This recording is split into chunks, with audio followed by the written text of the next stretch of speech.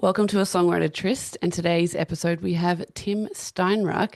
I like to start, Tim, simply by letting you introduce yourself. Tell us a little bit about who you are and where you come from.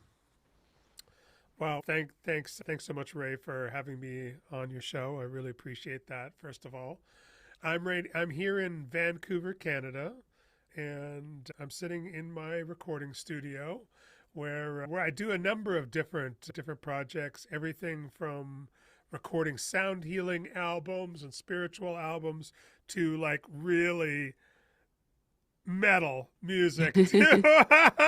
Which I feel so like I, Canada is in for, isn't it?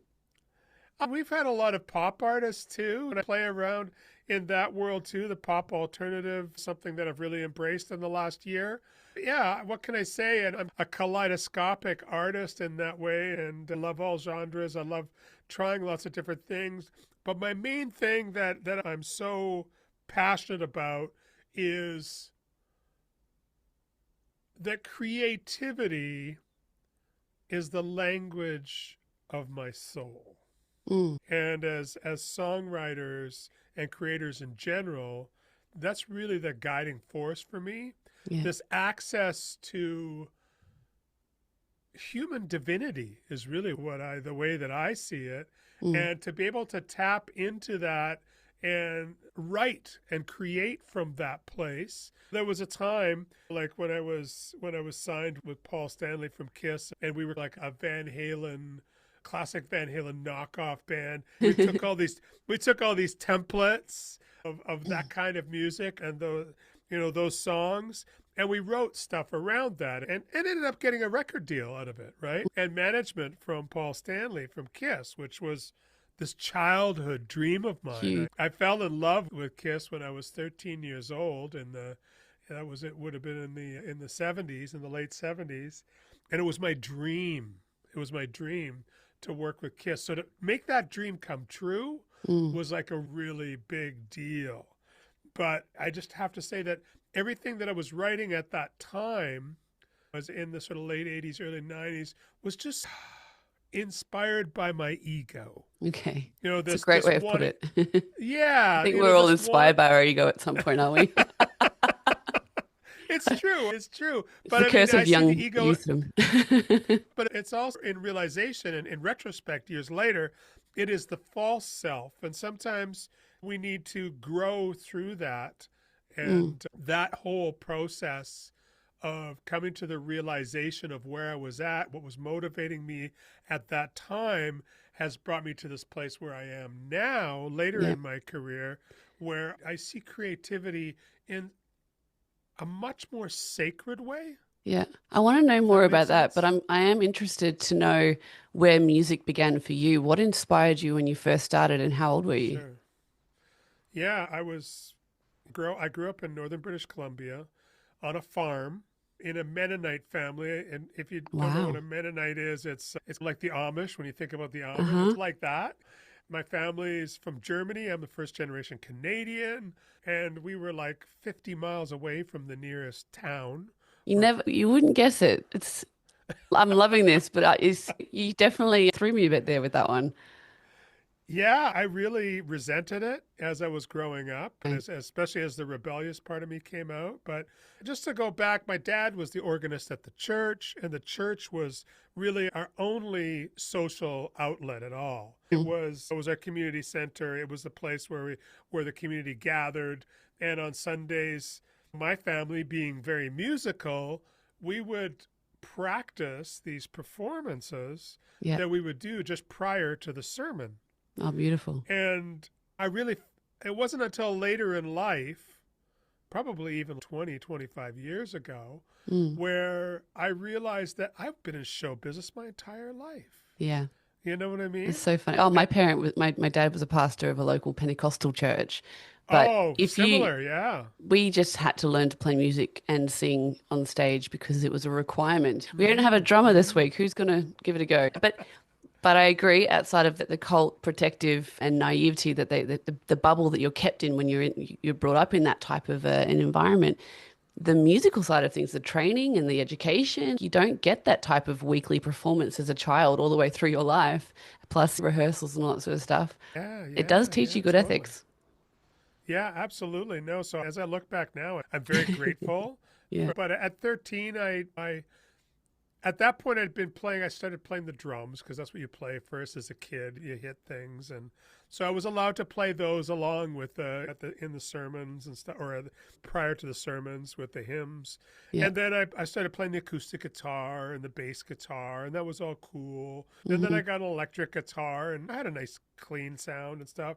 And then I got a distortion pedal, and well, I wasn't, after that, I wasn't so welcome anymore to play the hymns, right? And life changed as you knew it. It Yeah. became distorted. Who knew there must have And been like a magical distortion pedal, like some sort of rock genie appeared and poofed you into a new world. it was this German kid that moved into the area, and he was maybe 5, 6 years older than I, and he had, what did he have? He had Uriah Heep. He introduced me to Nazareth, the band Nazareth, Wow. and Kiss. It was just like looking at those LPs. It was just like, oh my God, look at this! Like, Yeah. this is amazing. I fell in love with that, Yeah. and I got my first Kiss album, I think, when I was about 13, and I would listen to that thing like every night, but Yeah. just on the headphones. Yeah. In the living room, we had the stereo and we had headphones, and because I knew my parents would freak out if they heard Yeah. this thing. I wasn't even allowed to listen to the radio. Oh wow! We Oh like wow! anything secular that wasn't Christian was like it was frowned upon heavily. But I Yes. think I learned to songwrite that way because I would listen to these pop songs. I really liked the melody to it, but the words I knew I would get in trouble for singing that. So I would change the lyrics. And that was probably the first time I would start songwriting is I was changing the lyrics, which were quite funny if I'm honest. Like they're very Christianese into Christianese pop songs. That's And so I sing awesome. it now and I'm like, it's so cringeworthy. I don't think I was really starting to write music. I was more of an observer Yeah. at that point. But anyways, Yeah. the electric guitar, that was, once I started doing that, I wasn't allowed to play it in the house anymore. Mm. And so this one day I had this epiphany that I'll just go play it in one of the grain silos, because we had these huge steel grain silos. Mm. And so I figured, wow, you know what? I'll run some extension cord from the chicken barn. I'll run that out to this thing. Yeah. And I plugged in my amp and I plugged in my guitar and I cranked it to 10. And the resonation of the building and the way that everything, the frequencies that went through me, awoke me to this amazing purpose of Wow. wanting to be a rock star, I can't right? even imagine what that would have felt like being in the middle of a silo with with the it's like a movie scene right now. I just see this kid like being It's transformed on crazy. a chicken farm. It's crazy. I love it Like, though. yeah, there's actually an animated music video. Yeah. The recent album that I released with my band, The Mighty One, which Yes. is a hard rock thing. There's a song called "Torch of Rock and Roll," which Hmm. is about this torch of rock and roll that was lit inside of me in that moment. And there's an animated music video that actually details that whole That's so situation. cool. See, now I've heard the story. I want to go and watch it and with that in mind and just see it. It's That's very cool. I'm so grateful to have the people in my life that are able to bring that vision to life. Mm. And a lot of that has come with sort of exchanges that I do, because I also work as a life coach, and so I've been able to do exchanges for creative things in order to help people through some of their challenges that they're going through. That's awesome. I specialize in really helping people find those emotional blocks that are keeping them from living the life that they were meant to live. Yeah. And that's something I'm super passionate about. And so to be able to trade those for these beautiful, creative gifts that are, this one's an autobiography. Yeah. Yeah, it was a beautiful time to grow up, but I left home 2 days after graduation. I promised my parents from the start. I'd joined already a couple of bands at that point. Then I promised my parents that I would I would graduate from high school, and I did. Yeah. But 2 days later, I got on a plane and I moved to Vancouver, to the big city. And within just a few months, I was on the road and I toured North America in a time in music in the sort of in the mid to late 80s that was just, it was such a robust music scene. Yeah. I was playing every single night. Yeah. And then traveling on the Sunday to the next place. You go to the same place for 6 nights, right? Yeah. Right. I did that all across Canada, through the States. I started a Van Halen tribute band that was just amazing. We played all the county fairs in the States. Yeah. Opened for bands like Shaka Khan. And Yeah. it was a big deal. You've done a lot. Yeah. It's just, I'm glad I asked the question, but again, like I wouldn't have known it about you, but it makes so much more sense in the alignment of things. So you've done all this stuff and you're producing now and you're working, but you're doing like the Letting You Go was a single that came out and that was a collaboration. That wasn't with the band though, was it? That was like a separate project. How did that one come about?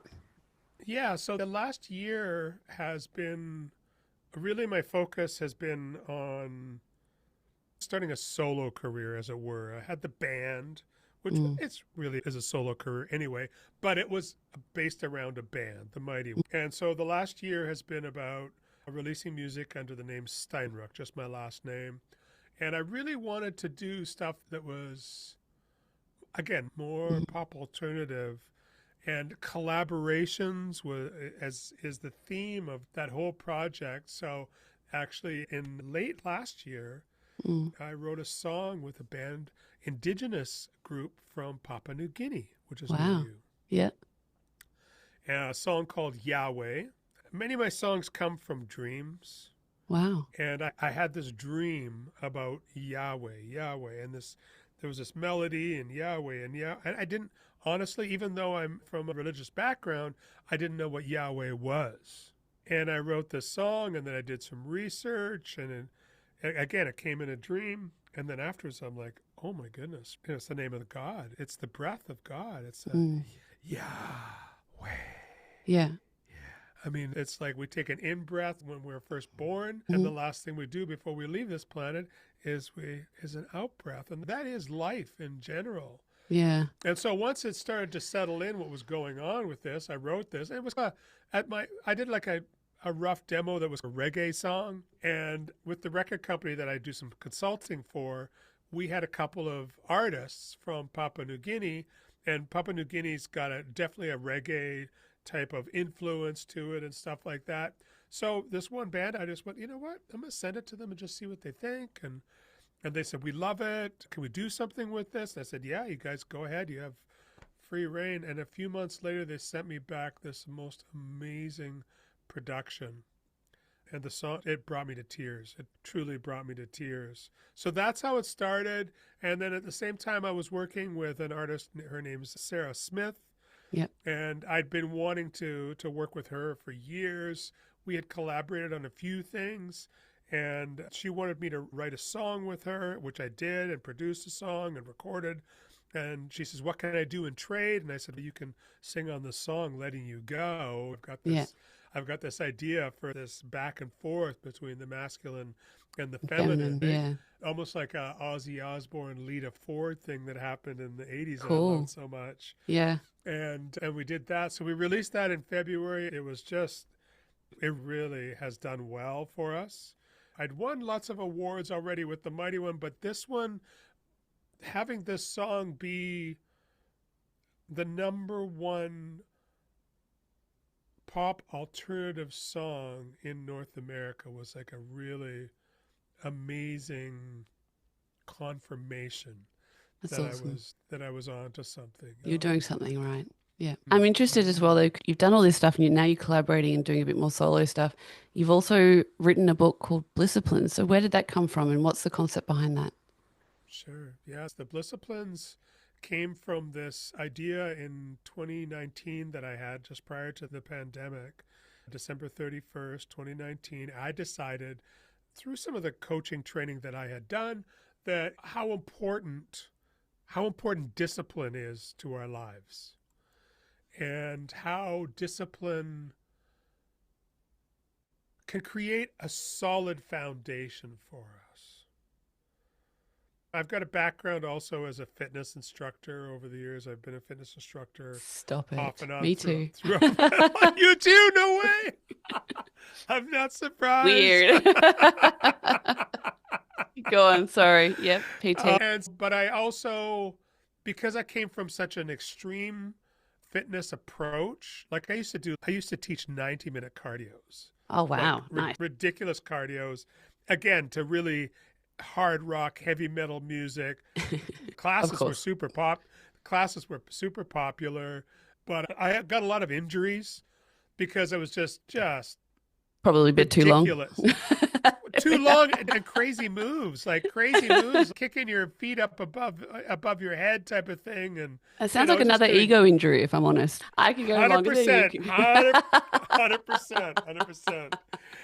As you can see, I've got no hair, and I started losing my hair at a very early age. And when I was in that recording contract and management with Paul Stanley, my ego was on fire. As anyone's would be. I don't think you should be ashamed of that. I think that's a universal situation that anyone would have. But I was spending like $10,000 a year on wigs, and even so I'm down to 175 pounds. I'm cycling 30 kilometers a day. Yeah. I'm teaching these fitness classes. It's just everything is just way out of whack and out of balance. And so doing these fitness classes, but getting back to the disciplines, what I realized over the years is that it's not necessary to be so extreme with our exercise. As a matter of fact, as we get older, it's better to do small, more intense exercise, but for a shorter period of time. Yep. So I really started embracing the HIIT workout, right? Yes. Yep. The high intensity interval training. And so on December 31st, 2019, I committed to doing a HIIT workout every morning. Before I did anything else, I'm going to do a HIIT workout. That's where it started. Okay. And now you've written a book about it. Shortly over a period of a few months, suddenly I went, oh, this is feeling really good. I'm feeling really good. And I went, what can I add to this from my arsenal of learning? And I went, oh, a little bit of breath work. Okay, 5 minutes of breath work. And then again with the coaching, that I'd learned the power of visualization and how visualization can help you achieve your goals. You can make your visualizations become reality. So I'm curious. I'm curious with this one because it sounds like we've had a very similar background. I totally agree and have manifested and visualized things that have come to pass in my life.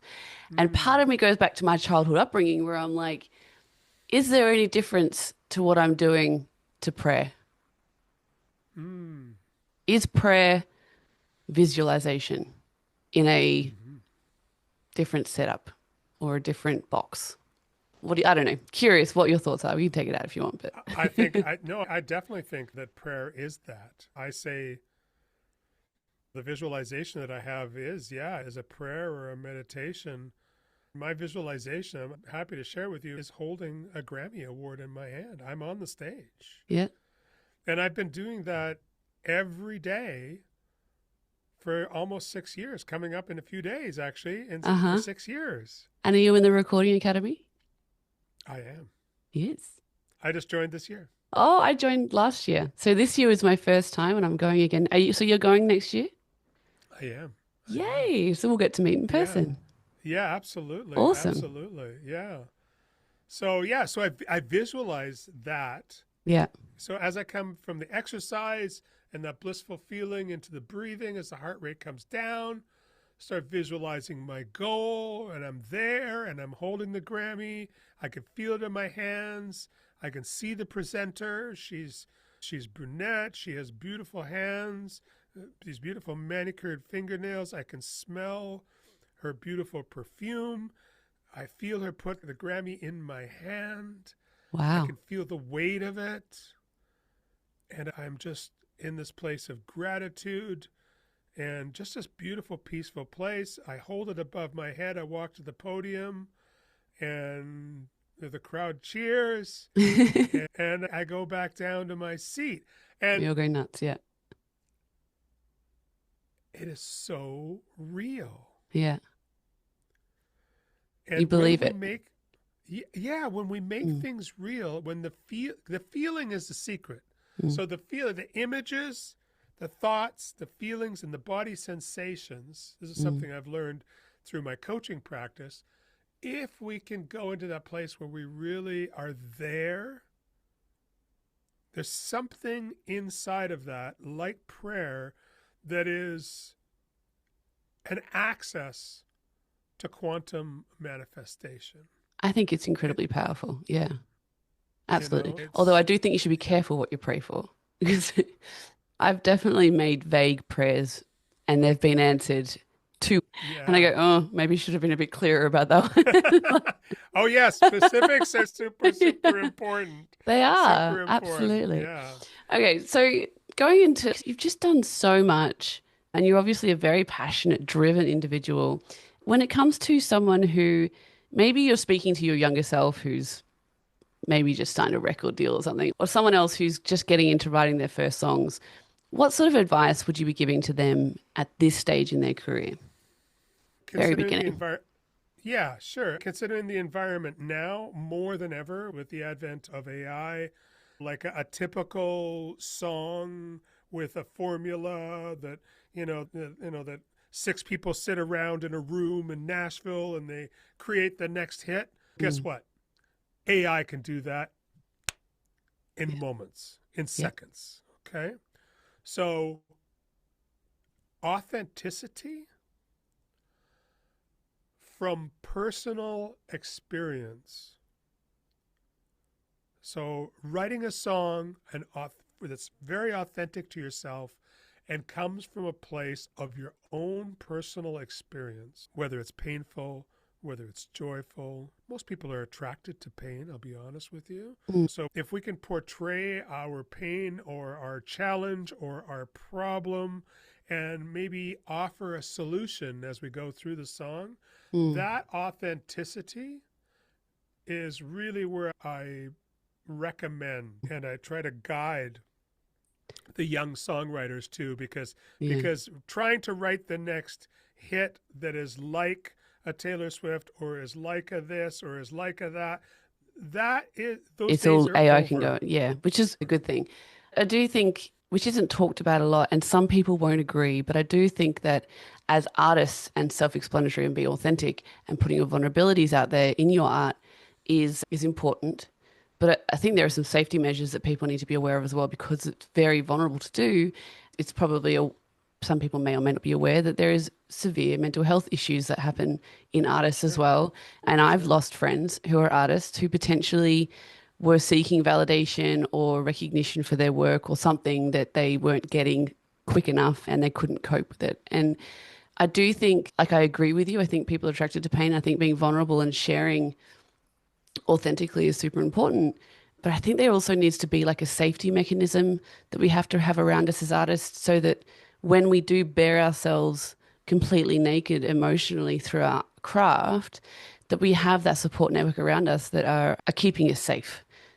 What are you Mm. doing? Like, how do you manage that? Because I absolutely agree that it is essential that we have artists who are brave and courageous enough to be authentic and share their pain and their original authentic stories. But if we're still going through it, it can be so dangerous as well. As a coach, I would say, first of all, the only way to deal with an issue, a mental issue that we've got, or a psychological issue, the only way out is through. Mm, yep. That takes courage. And I think community comes in so important in this point where we make sure that we have the support around us, we have the community. We're part of songwriter groups, something very much like what you're creating here, where people can talk and get feedback and really have other people that are going to listen, because that's the main thing I've noticed as a coach. My main asset for me, for others, is my ability to be empathetic and to be present. And be present in a way that's not there to fix somebody, but to allow them to express, go through what they're going through, and get a release of that. And then if they need support, my first question to them always is, after that kind of a situation, is, how can I support you? I love that. If someone is crying and having an emotional moment of breakdown, our first instinct is to just give them a hug. But really the first instinct should be is, how can I support you? I love that. That's really good. I think that's good advice that anyone could take on board. And it can be hard, especially if we have our own stuff going on, because we all have our own stuff going on all the time. Sometimes I find that if I'm not dealing with my stuff, I struggle to deal with other people's stuff as well. And then it can be hard to have that empathy. And like by yourself, I'm sure you're also constantly having to do the work so that you're in that space where you can provide that empathy and that support. And it's everyone at some point in their life goes through something where they need to be supported. When we're children, we're dependent and we need to be supported. When we get to old age and start to lose our health and our physicality, we need support. And in between, there are many times in life where we need support, and there is nothing wrong or weak about it. It's just human, and it's actually very humbling, and it's a beautiful place to be. And I think it does keep our egos in check as well. Yeah, true. I'm curious around your inspirations and what you're doing now. At the moment, is there a person or a band or someone that you would really like to collaborate with, dead or alive? Someone that's just, you've always thought this would be great. Right now, I always want to connect with elders. Okay. So anybody who I know who is nearing the end of their life and is still an active musician, yeah, that always, somebody like Ozzy Osbourne would have been somebody that I would just have loved to collaborate with, you know.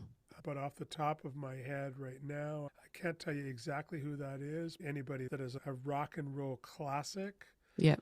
That's who I want to create something with.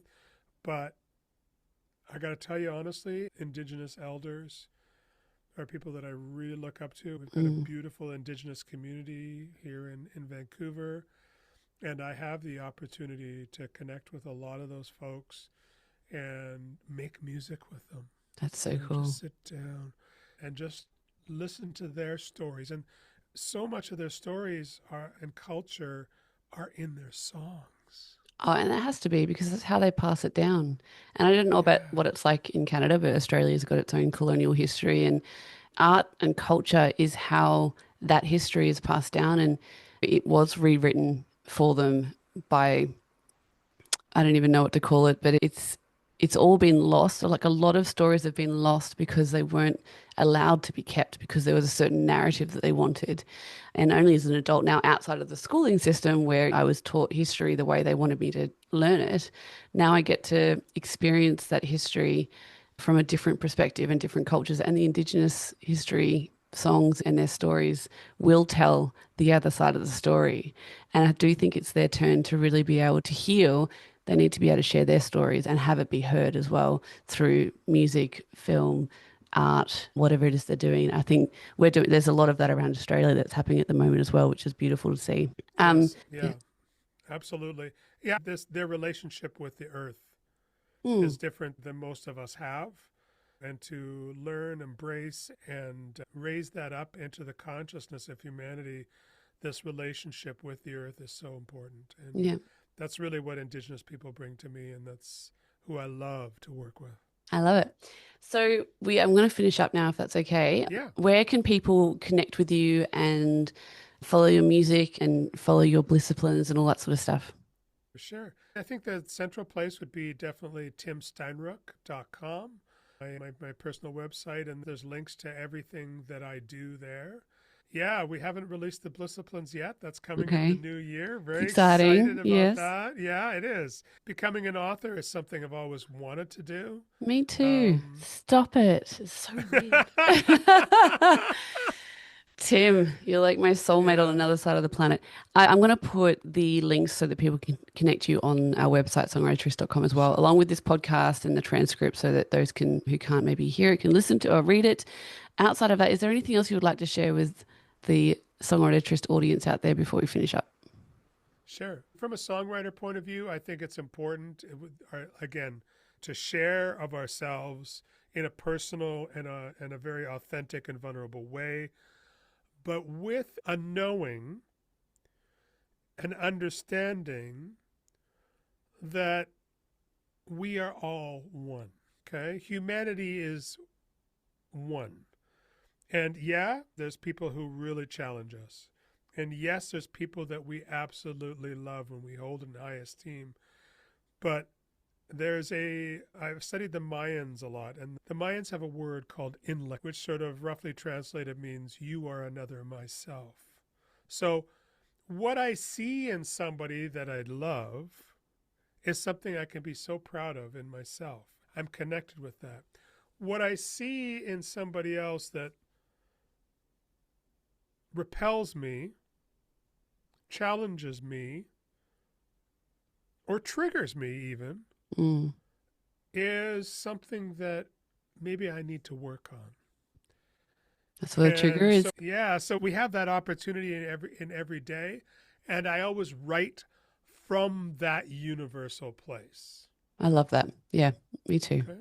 Awesome. We'll have to write together sometime, and I'll be seeing you in LA in Yes. early February. But we're going to stay in touch. But I'm going to put this podcast together and have it out. And yeah, thank you so much for jumping on and sharing your wisdom and experience with us. Thank you so much for having me, and I just wish you all the best of the season, okay? Thank you. You too.